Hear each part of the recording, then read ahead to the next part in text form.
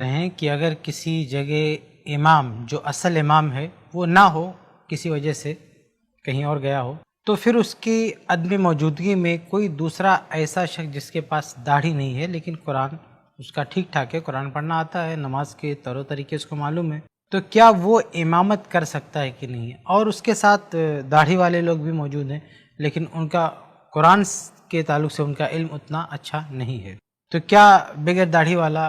امامت کر سکتا ہے کہ نہیں؟ تو دیکھیے، سب سے پہلے بات واضح ہے کہ داڑھی رکھنا اسلام میں فرض ہے،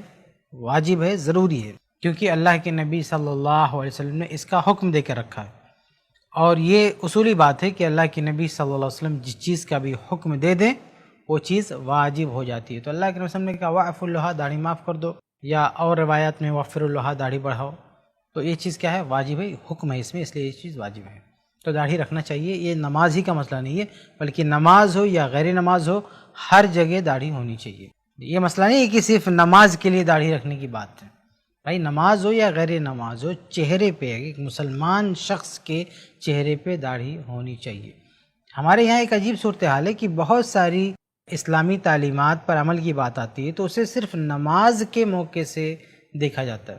اسے صرف نماز سے جوڑ کر دیکھا جاتا ہے، اور نماز ہی کے لیے اس کو مختص کر کے مانا جاتا ہے۔ مثال کے طور پر کپڑوں کا ٹخنوں سے اوپر ہونا، یہ ایسا حکم ہے کہ وہ نماز ہو یا غیر نماز ہر جگہ اس کی پابندی ہونی چاہیے۔ ایسا نہیں کہ آپ نماز میں ہو تو آپ کے کپڑے اوپر ہونے چاہیے، اور آپ نماز سے نکلے، مسجد سے نکلے تو آپ جیسا چاہو کپڑے رکھو، ایسا نہیں ہے، بلکہ ہمیشہ کے لیے آپ کے کپڑے ٹخنوں سے اوپر ہونے چاہیے۔ ایسے داڑھی کا مسئلہ ہے کہ اگر ایک مسلمان ہے، اس کے چہرے پہ داڑھی ہے تو اس کی داڑھی ہونی چاہیے، تو یہ مسئلہ نماز کا نہیں ہے، یہ ذہن میں رکھیں۔ اب رہی بات یہ کہ وہ شخص امامت کر سکتا ہے کہ نہیں کر سکتا، تو دیکھیے اس کی اپنی نماز صحیح ہے۔ ایک اصولی بات یہ ہے کہ جس شخص کی اپنی نماز صحیح ہے اس کی امامت بھی صحیح ہے۔ دنیا کا کوئی عالم یہ نہیں کہہ سکتا کہ جو داڑھی نہیں رکھتا ہے وہ نماز پڑھے گا تو اس کی نماز نہیں ہوگی۔ اس میں کوئی شک نہیں کہ اس کو گناہ ملے گا،